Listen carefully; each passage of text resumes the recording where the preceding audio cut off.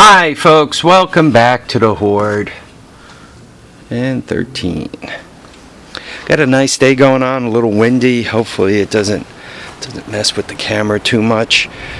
I think I told you guys yesterday I was up at Forestport, up near Utica, Rome, Griffiths Airport Base, the Mohawk River, Erie Canal, that area.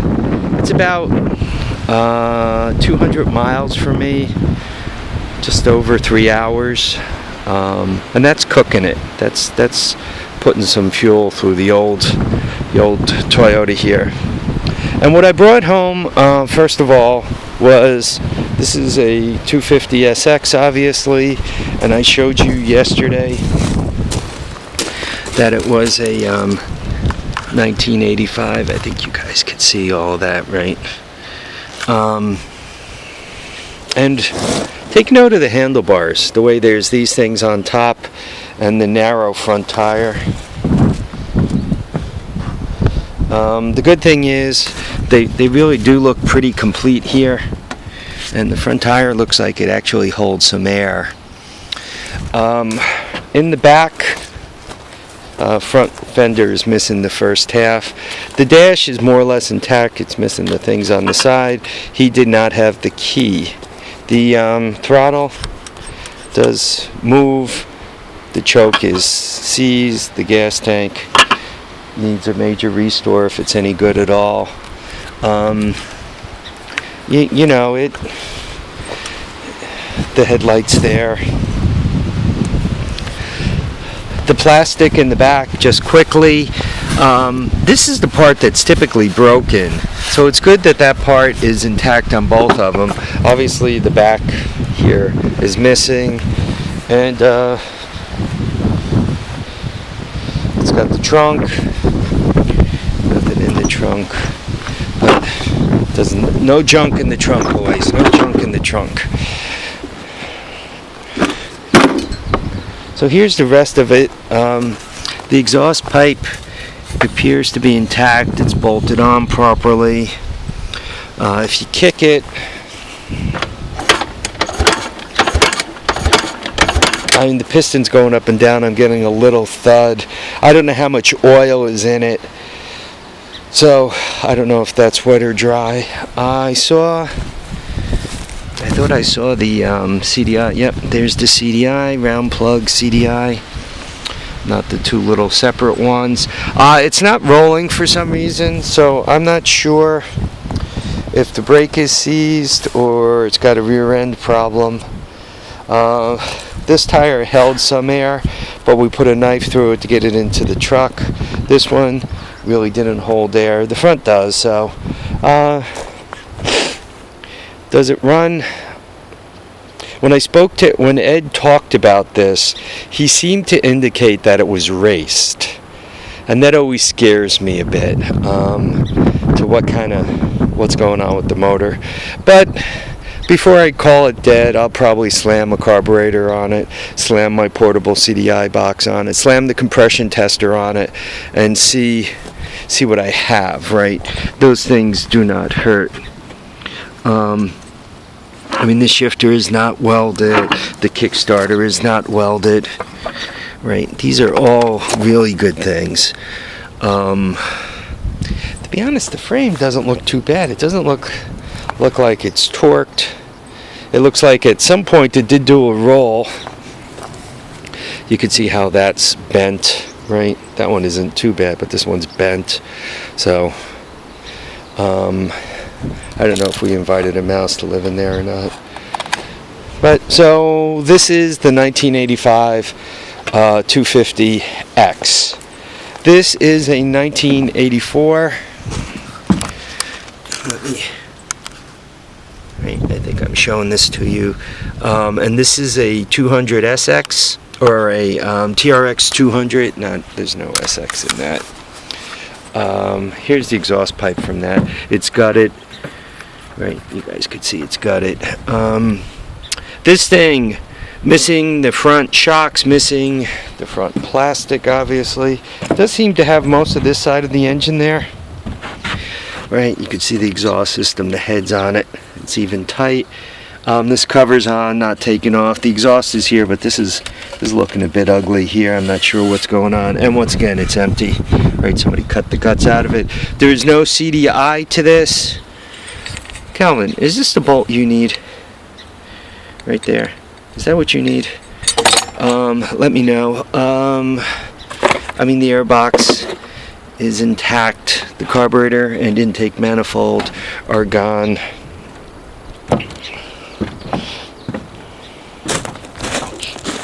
Looking on this side, the pulser's out of it, but this still seems to have the springs, the advancer.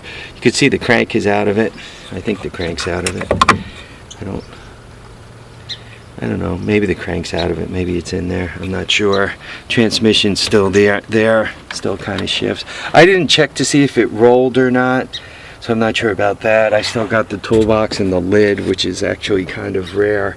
It's always interesting looking at these bikes that somebody's grabbed some parts from. It's that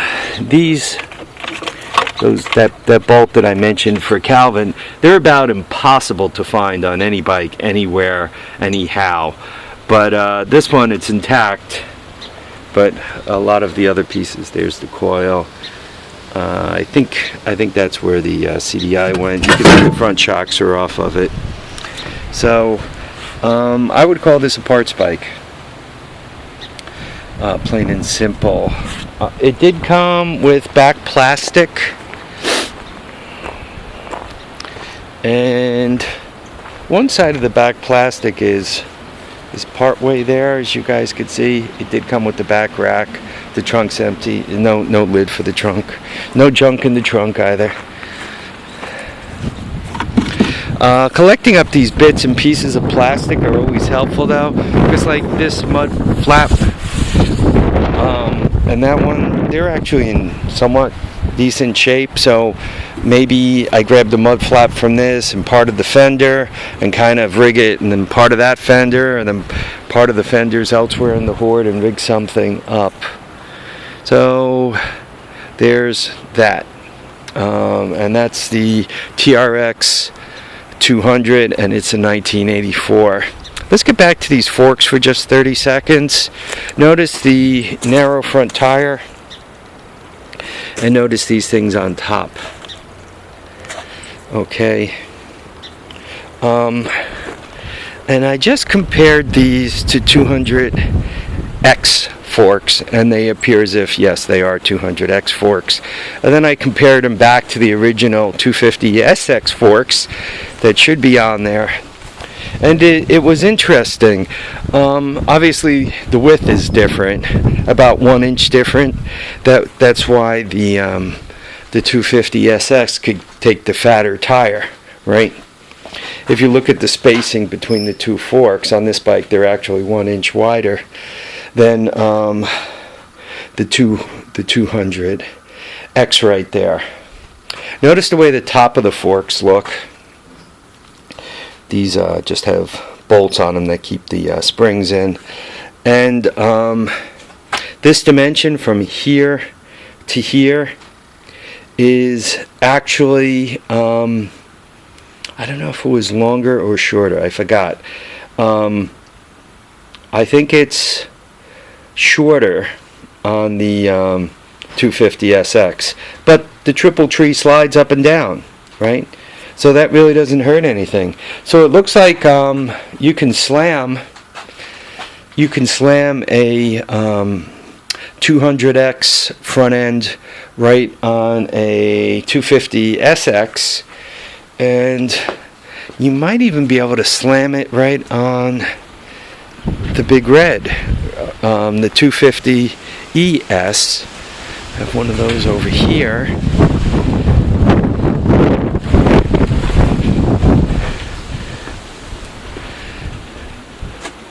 I mean, it is different, but you know, given that you slide the triple tree up and down on the forks, you might even be able to slam it on here, because these 250 ESs, 250 big reds, and the and even the 200 ESs have a tendency to have the front forks go completely to crap. Like I think this one, no, that's not bad. One of the ones I had, you would go to turn it and it would squeal. The front end was so jacked up on it. The triple tree area, the bolt that mounts the forks there, was so jacked up that it would scream as you went to turn it back and forth. So, all right, I guess that about covers it. For projects this week, I mean, we'll go through them as I do them, but for those of you who make it to the end of the video, the parts for this guy should be here tonight. And I'm getting parts from two sources. One of my subscribers is sending me a pair of used spindles and hopefully pulleys and the whole bit. So that's one set of parts. So I'll have two used guys. I think the mower deck I have over there uses the same spindle setup, though I didn't take it apart. So that could be source number 2. And for what I have in there now, it looked like the spindle was still alive and the spindle shaft was still alive. So what I'm going to do is I'm going to slam the pulley and the blade adapter. I'm going to use the new blades. I'm going to slam those on there and try to get through cutting the grass. The guy I went to the auction with on Saturday is the person who gave me that tractor, and he told me the reason why he gave up on it, it just seemed every time they took it out, something else broke. He put belts on it, he ended up, you know, when it came to me, he had flat tires, so he replaced both front tires. You know, he kept the new front tires. I put that used set on there. So we had to put tires on it. The battery died. He replaced the battery. Then he kept the new battery. You know, it's just like, he's like, every time my daughter used it, it was broken again. It wouldn't completely cut the grass before it died, and then she'd be over borrowing my tractor. So he gave up on it. Now I have it. And since I got it, it got front tires. It got a battery. It had that carburetor issue. And now it's got, I put the new pulley on it, and now it's got the deck issue, though the deck issue is partially my fault for, you know, trying to grind rocks. But so anyhow, hopefully this comes to life tomorrow and I cut the grass. So making progress here. Anyway, folks, I want to thank you all for watching and commenting and subscribing. Remember to keep your feet down, keep your head up, and please get out there and enjoy all your days. Bye now.